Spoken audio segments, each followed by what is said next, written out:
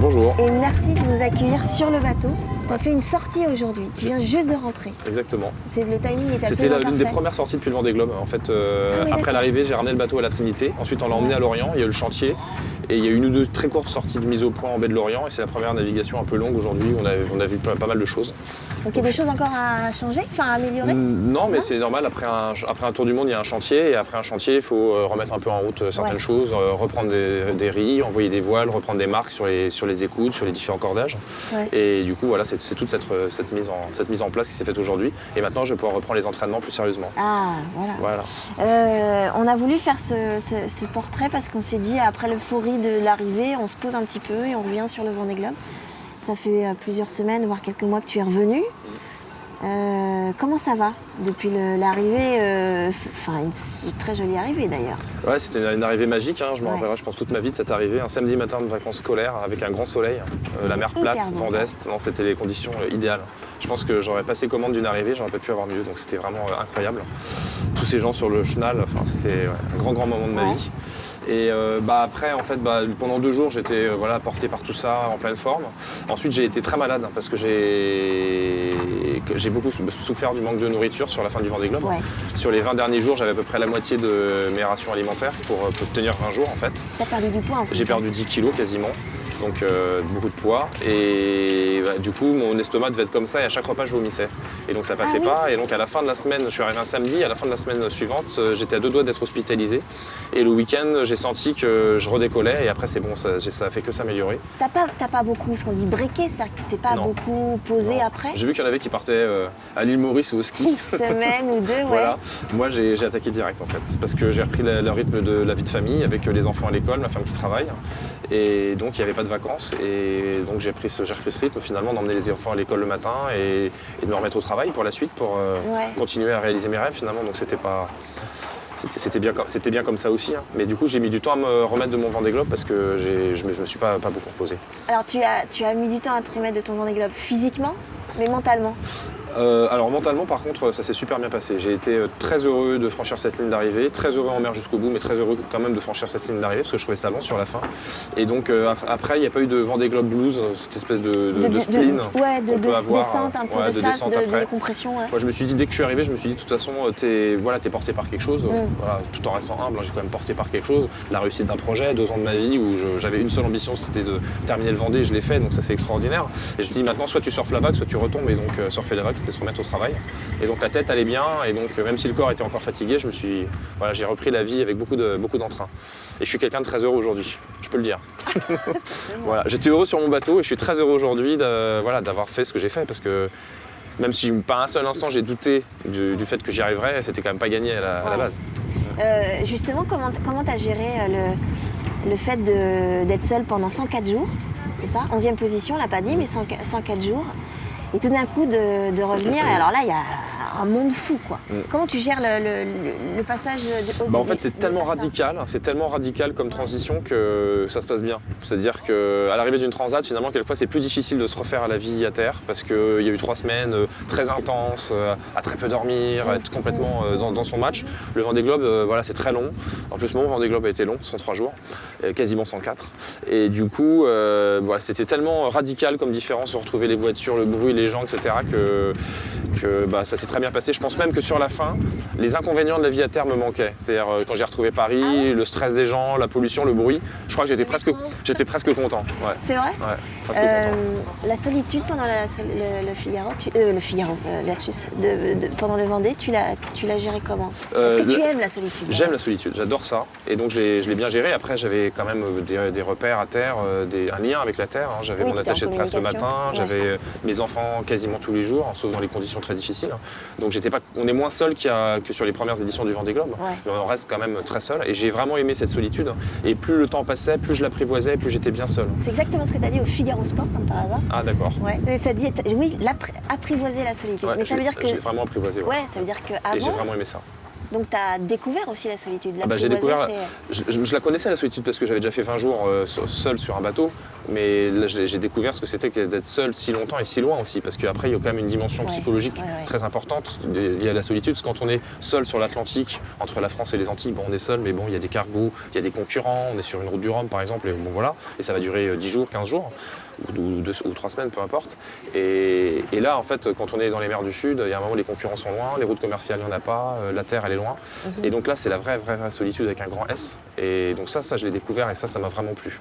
Je reviens sur ce que tu disais tout à l'heure. Tu dis que tu as apprivoisé la solitude, mais est-ce que il a fallu réapprivoiser le quotidien, le retour au quotidien? Non, ça s'est fait très naturellement en fait. Ouais. Il y a une grande parenthèse dans ma vie qui a été magique, ce Vendée Globe. Et quand ça s'est terminé, j'étais très heureux de me dire ça y est, je l'ai fait, parce que c'était quand même un objectif qui me tenait tous les jours pour aller avancer encore, réparer les problèmes, continuer la route pour arriver. Donc j'étais très heureux d'arriver et j'ai repris ma vie assez naturellement. Le grand moment de mon arrivée, c'est donc bien évidemment la remontée du chenal, etc. Mais passage de la ligne aussi. Le passage de la ligne, bien sûr. Ouais. Ce moment aussi où donc la dernière nuit, je dors pas de la nuit parce qu'il y a des bateaux de pêche partout. Ouais. Et j'arrive, tout d'un coup, il y a le lever de soleil sur la côte vendéenne.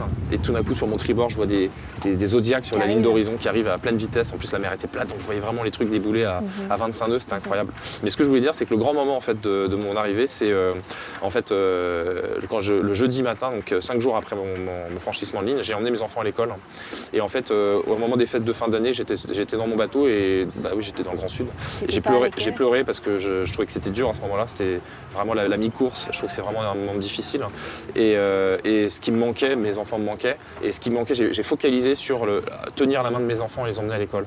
Et donc le jeudi matin, quand je les ai emmenés à l'école, j'ai tenu leurs mains, j'ai fermé les yeux. Et c'est une des premières fois de ma vie où j'avais quelque chose dont j'avais énormément, auquel j'avais énormément pensé, que j'avais voulu, mais avec une force énorme. Et au moment où c'est arrivé, j'ai pris 3 secondes pour me dire tu l'as voulu, ça y est quoi. C'était vraiment un grand moment. Ça a duré quelques secondes, mais c'était énorme. Et tu leur as pas broyé les mains quand même? Non, ça va, mais j'essaierai de dire que c'est bon, que c'est bon. Qu'est-ce que tu te dis quand tu passes la ligne? Quand je me passe la ligne d'arrivée, la ligne de départ, je me suis dit plein de choses, mais quand je passe la ligne d'arrivée, je me dis je l'ai fait quoi, et j'étais tellement fier de l'avoir fait.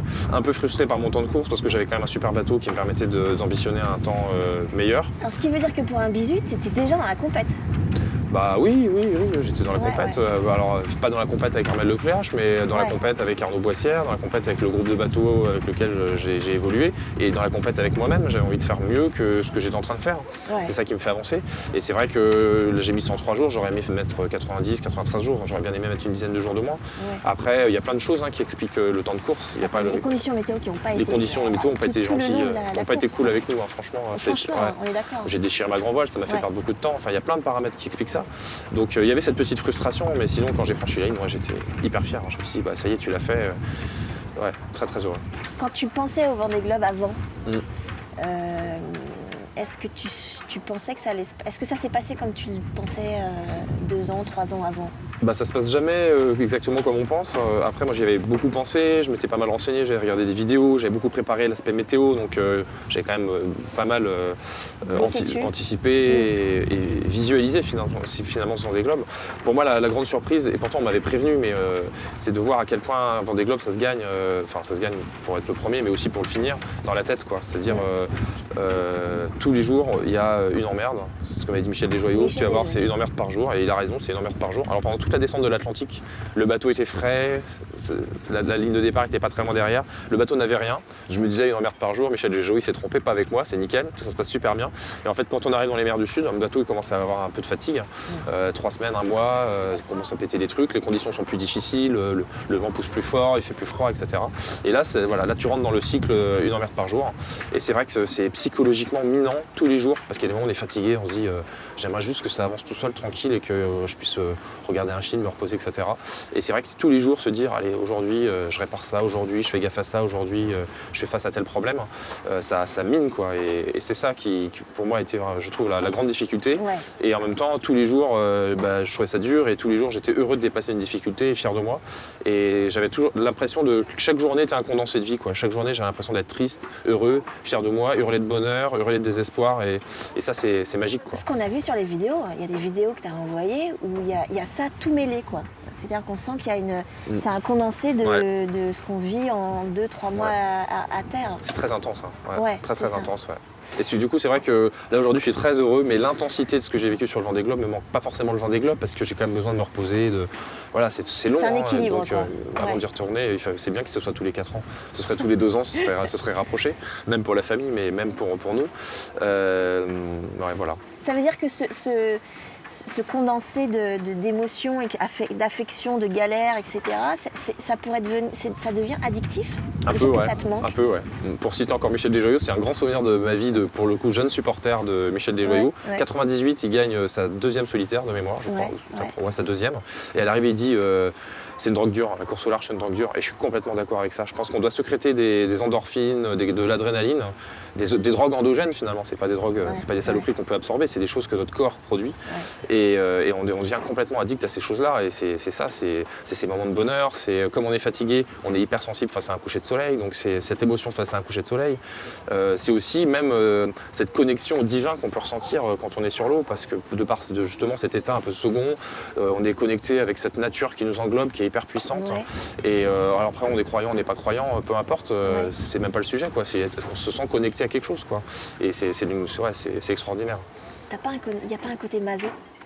Un côté maso, dans l'idée de prendre du plaisir dans ce que je raconte, il y a quand même beaucoup de bonheur, donc je vois pas où est le masochisme. Non, mais le fait de partir, c'est pas une partie de plaisir le Vendée Globe, et de partir, de se dire que de toute façon il va y avoir des galères, et presque prendre du plaisir dans ces galères-là, d'y aller. Alors on prend pas le plaisir dans les galères, on prend le plaisir dans le dépassement de ces galères. Donc de dire j'ai réussi à gérer cette galère. Quand on a une galère qui par exemple sur une journée va durer 2 heures, et ben il y a 2 heures galère où là on prend pas de plaisir, mais alors après c'est tellement bon que ça valait vraiment le coup de galérer 2 heures. Donc c'est vraiment cette espèce de dépassement de soi permanent, dépassement de soi, dépassement des difficultés, qui prend aux tripes et qui est extraordinaire, psychologiquement, physiquement, mentalement, on se sent, c'est génial, quoi. Tu te sens fort? Ah bah ouais, on vit avec beaucoup plus d'intensité que dans une vie à terre, quoi, une vie quotidienne, c'est vraiment c'est extraordinaire. Tous les jours j'ai eu l'impression de réussir à faire des choses que je ne savais pas faire. Des choses que j'avais par exemple révisées à la sortie du chenal, des interventions pour réparer, pour intervenir sur ma grand voile, changer de latte, etc. J'avais essayé avec mon équipe de le faire dans du vent modéré, le bateau face au vent, et j'avais vaguement réussi, mais ils étaient là pour m'aider. Et là, ces trucs-là, il fallait le faire seul, dans le froid, avec le bateau qui avance, les embruns. C'était impossible que j'y arrive, et pourtant j'y arrivais. Donc c'est ça aussi qui est incroyable, c'est tous les jours réussir des choses qu'on ne sait pas faire. T'as pensé à l'abandon? Pas une seule fois. Une seule fois, je me suis dit, fais attention, ton Vendée Globe, quand j'ai déchiré ma grand voile, j'avais 2-3 galères, je me suis dit, fais gaffe, ton Vendée Globe est en train de se déliter, les choses que tu avais l'impression de maîtriser sont en train de t'échapper, et ça, c'est peut-être le début de la spirale négative vers l'abandon. Mais pas une seule fois, je me suis dit, j'ai envie d'abandonner. Est-ce que tu es toujours journaliste?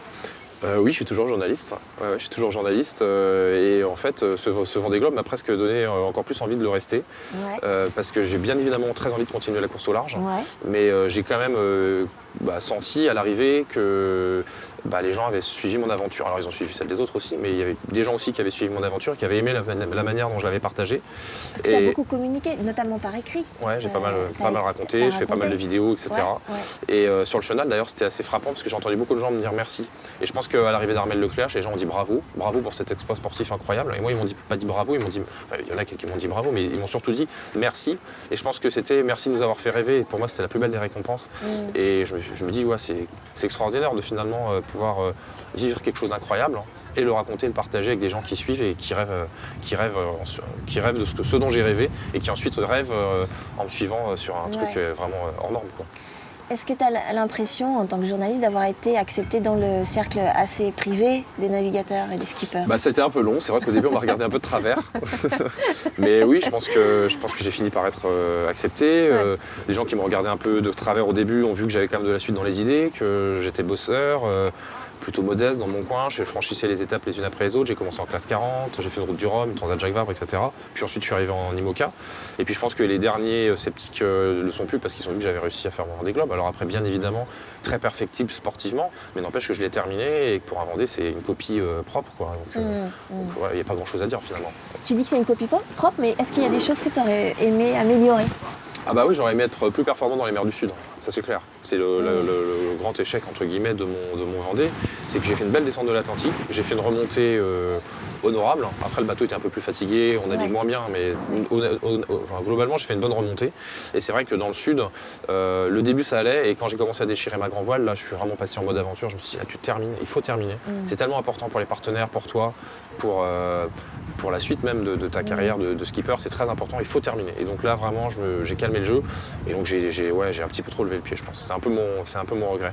Mais j'ai quand même des copains que j'aime bien, Thomas Ruyant, Sébastien Josse, Stéphane Le Diraison, qui ont abandonné plus ou moins tous les trois. à ce moment-là. Ouais. Et Thomas dans des conditions un peu... Et Thomas dans des conditions très difficiles. Et alors Sébastien c'est différent parce qu'il a déjà terminé un Vendée.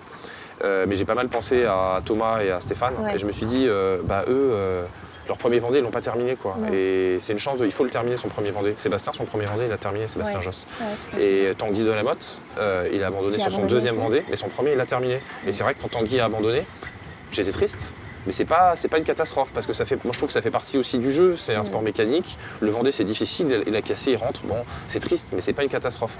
Les gens comme Quito qui ont fait 3 Vendées, qui terminent pas. Voilà, je trouve que c'est vraiment terrible. Et du coup je me suis dit, il faut pas tomber dans finalement avoir un jour un compte à régler avec moi-même ou un compte à régler avec cette course. Il faut absolument que je termine ce premier Vendée, comme ça si un jour j'y retourne, ce sera pour les bonnes raisons. Et donc du coup j'ai été très attaché à ça, et aujourd'hui je suis très heureux d'avoir terminé ce Vendée. Parce que maintenant j'ai envie d'y retourner, et pour les bonnes raisons. Pas parce que j'ai un compte à régler avec cette course. Ah ouais, t'anticipes mes questions en fait. Donc 2020 2020, j'ai envie d'y retourner du coup. T'as envie C'est bien parti pour c'est bien parti parce que j'ai plein de partenaires qui ont été très heureux de cette aventure commune, qui ont envie de continuer. Les mêmes Certains, bien sûr. Ouais. Donc il y a des partenaires qui vont continuer, des partenaires qui vont arrêter, c'est la vie de tout projet. Mais j'ai d'ores et déjà suffisamment de partenaires qui veulent continuer pour dire que je serai au départ en 2020. Après, je vais chercher d'autres partenaires, j'y travaille actuellement. Et puis donc la question, c'est pas est-ce que j'y serai, parce que vraiment je pense que j'y serai, enfin c'est quasiment sûr que j'y serai. La question c'est sur quel bateau et dans quelles conditions. Mais sinon je peux aujourd'hui déjà dire que je serai au départ du prochain Vendée Globe. Pour l'instant tu pars avec le même bateau ? Pour l'instant oui, mais il y a de bonnes chances que je parte pas avec le même bateau. J'y travaille ardemment. En tout cas, que ce soit un autre bateau ou ce bateau-là, j'anticipe, je suis sur une autre de tes questions, et le bateau aura des foils, parce que ça va plus vite, et qu'on voit bien même pour séduire des entreprises, pour raconter une histoire, aujourd'hui il faut des foils. Ah ouais ? Quand on rencontre un chef d'entreprise, la première question qu'il pose c'est vous avez des foils ou vous n'avez pas de foils ? Première question.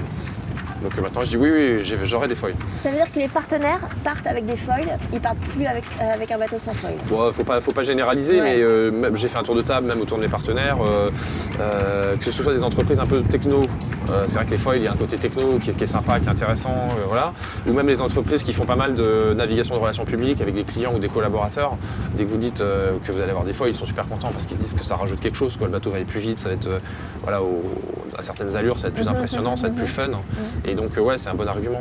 On sent que ça y est, c'est au-delà du paramètre sportif où les bateaux vont de toute façon plus vite avec les foils. C'est devenu un argument marketing important. Ouais. Alors je reviens à ta casquette de journaliste. Oui.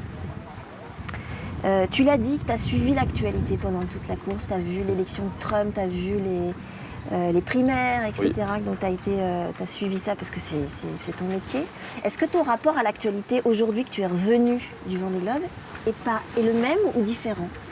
Alors c'est vrai. Alors en fait j'ai suivi l'actualité, mais quand même de loin. J'étais sur mon Vendée Globe. Je suis pas un addict de l'actualité. Et j'ai suivi, mais j'étais pas là de 10 fois par jour à aller sur les sites internet, etc. J'avais une newsletter tous les soirs que m'envoyait mon boat captain, donc responsable de la préparation du bateau, qui donc me faisait des captures d'articles et qui m'envoyait. Ça me permettait de m'informer, mais aussi de me divertir. C'était aussi un côté, c'est sympa de lire un petit peu. Et du coup, c'est vrai que j'ai bien déconnecté, et là maintenant, depuis que je suis revenu, c'est vrai que je suis beaucoup moins connecté qu'avant à l'actualité. Ah oui. Ouais, donc il y a une différence. Et pourquoi ? Tu l'expliques comment ça ? Parce que maintenant je prends plus de temps pour... En fait, globalement, depuis que j'ai fait ce Vendée Globe, je prends plus de temps dans la vie, pour tout. Pour mes enfants, pour moi-même, pour penser, pour admirer quelque chose que je trouve beau, pour regarder un nuage dans le ciel. Avant, j'étais un fonceur. Là, t'es plus lent ? Pas forcément, parce que je garde quand même un bon rythme, hein. Je suis toujours très motivé pour ce que je fais, mais j'ai quand même l'impression d'être plus zen qu'avant. Ouais. Et ça a changé quelque chose en moi. Ça a cassé un peu ce côté fonceur qui profite de rien, qui fonce tout le temps. Et là, je prends plus le temps. Et c'est vrai que l'actu, c'est super, mais ça nous prend énormément de temps finalement, tous les jours, d'être sur Twitter, son téléphone, son machin, les news, les alertes. Tu es très présent sur les réseaux sociaux, par Ouais, exemple. je suis assez présent. Ouais. Ouais. Mais rien que les alertes mobiles, Ouais. toutes ces choses-là, etc., je me suis désabonné et je suis plus zen. Et voilà, si j'ai envie de m'informer, j'ai toujours mon téléphone, j'ai toujours la possibilité de regarder un JT à la télé, mais j'ai un peu plus de recul et ça me fait du bien. Je voudrais qu'on parle d'Arnaud Boissière. Arnaud Boissière, bah oui. Un chouette garçon, ce Arnaud Boissière. Alors Arnaud, il nous a dit, enfin on le connaît bien parce qu'il est vendéen, il habite les Sables, etc. Il a parlé de toi comme un ange gardien. Ah oui, c'est vrai, ouais. Ouais, alors il faut voir ça au sens figuré quand même. Je suis pas sûre. Faut pas exagérer. Non, il a dit Non. que vous aviez beaucoup communiqué. Et d'ailleurs, vous êtes connu pendant la course, ce qui est assez rare. Ça c'est vrai. C'est pas avant, Non. c'est pendant que vous étiez pas très loin l'un de l'autre. Bah, c'est vrai que c'est dingue, plusieurs fois je me suis dit, c'est un truc de malade, t'as tellement bossé pendant 2 ans que tu t'es pas fait un seul copain parce que tu étais focus sur ton projet Vendée Globe, et tu pars pour une expérience en solitaire et t'es en train de te faire un copain. Ouais. Je me suis dit, c'est quand même dingue. C'est-à-dire que vous êtes envoyé des mails. Bah, en fait, je me rappelle son premier mail, c'est dans l'Atlantique Sud, donc on va dire 2 semaines et demie après le départ, et là Ouais. c'était le bazar. Il y avait des anticyclones partout et il m'a fait un mail, bienvenue dans la grande foire de l'Atlantique Sud. Et après il me disait, voilà c'est le bordel, machin, est-ce que tout va bien à bord? Il me racontait 2-3 trucs. Et donc je lui ai répondu, ouais tout va bien à bord, etc. Et puis on a commencé à se répondre, à s'écrire une fois tous les 2-3 jours. Et puis une fois ou deux on s'est appelé. Et puis Ouais. progressivement, dans les mers du Sud on a eu des problèmes. Donc on a commencé à échanger là-dessus, etc. On avait des trajectoires finalement assez proches. Sans trop communiquer sur nos trajectoires, mais on avait une manière de naviguer assez proche. On se faisait des petits mails, on se dit tiens c'est marrant, on navigue pareil, il faudrait qu'un jour on se fasse des courses en double ensemble, ça se passerait bien. Enfin voilà, on a commencé à échanger comme ça. Et puis de fil en aiguille, on a commencé à parler de nos vies de famille, nos projets, notre enfance, plein de Pas choses. que de bateau, quoi. Non, surtout pas de bateau, on parlait enfin un petit peu, mais Ouais. est-ce que tout va bien à bord? Ouais, super. Ah, t'as dit donc super classement cette nuit, j'ai vu que t'avançais à 17 nœuds, t'avais quoi comme voile? D'accord, ok, super. Enfin, Donc vous étiez pas en mode méfiance un peu? non, tu sais, du tout. Moi, chaque fois qu'il me disait ah donc t'avances bien là, t'as quoi comme voile? Je lui disais la vérité. D'accord. Ouais. Mais on a finalement assez peu parlé de bateau. On parlait de plein d'autres choses et ça nous a fait du bien. C'est quand même assez drôle parce que Arnaud, c'est pas le plus. Il est assez méfiant par rapport aux journalistes. Ouais, c'est vrai. Il te l'a dit ça? Ouais, non, je l'ai su après, qu'il était assez méfiant. Mais non, c'est vrai qu'on est devenus très copains et c'était un échange très enrichissant et ça fait partie des belles choses de mon Vendée Globe. Dernière question. Est-ce que tu te sens bien? Là tout de suite maintenant, Ouais. je me sens très bien. Ouais. On est sur mon bateau, on est un peu dans mon royaume. J'ai passé 103 jours dessus, donc on se connaît, on se parle. Moi je l'aime ce bateau. Il va bien ce bateau. Il va d'ailleurs. très bien ce bateau. C'est un super bateau. C'était quand même le bateau de Loïc Perron, ensuite de Jean Le Cam. Il y a du beau monde qui est passé dessus. Donc il a plein de belles ondes. Et on a vécu des choses magiques ensemble. Et D'accord. donc ouais, je vais très bien. Ouais. Merci Fabrice Amédée. Mais c'était un plaisir.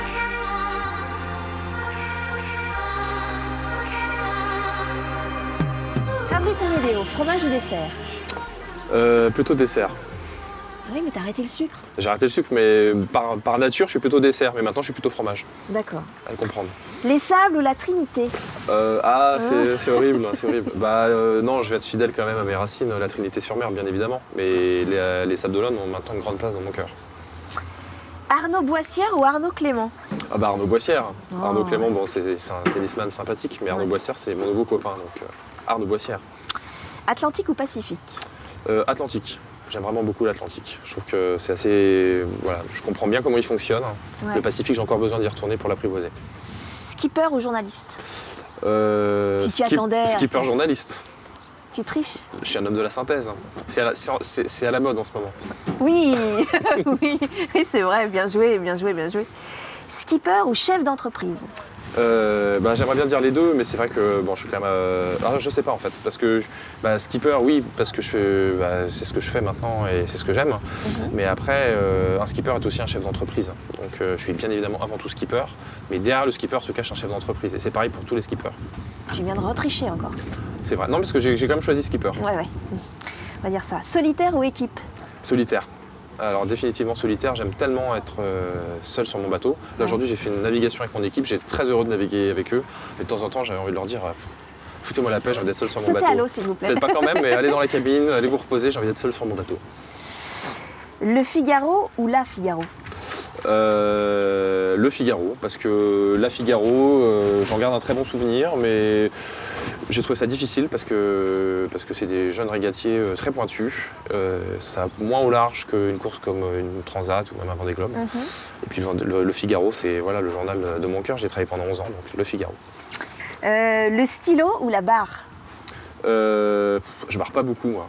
Ah bon? Ah ouais. T'es bien obligé de barrer. Non, j'ai un pilote automatique qui marche très très bien. Donc je barre pour sentir mon bateau et je règle très bien mon pilote. Et justement après ça me laisse du temps pour écrire mes aventures. Donc le stylo, je choisis le stylo. Physique ou mental? Mental. Ciré ou costard? Costard. J'ai encore beaucoup à apprendre sur le ciré et je suis bon sur le costard, donc costard. Cap Horn ou Mike Horn? Cap Horn. Parce que le 16 janvier 2017 est un des grands moments de ma vie. Ouais. Imoca ou vodka? J'aime pas la vodka, je déteste les alcools forts. Ah bon? Ah ouais. On pourra me surprendre éventuellement avec du vin, des champagnes, des choses comme ça, mais jamais avec un alcool fort. Donc je choisis Imoca. Et pour finir cette interview extrêmement intelligente de fromage au dessert, est-ce qu'on se fait la bise ou la poignée de main? Plutôt la bise, non? Ouais, t'as hésité quand même. Ouais, non, on se fait la bise. Je t'embrasse. Merci beaucoup. Merci. Merci à toi, c'était un plaisir. Ouais, ça a été un vrai Grand plaisir. en plus de vous accueillir sur mon bateau. Oh bah super. La Trinité, vous fait toujours beau à la Trinité. Voilà, les gens qui pensent que c'est pas le cas. Merci. Il fait largement aussi beau qu'en Vendée, à la Trinité-sur-Mer.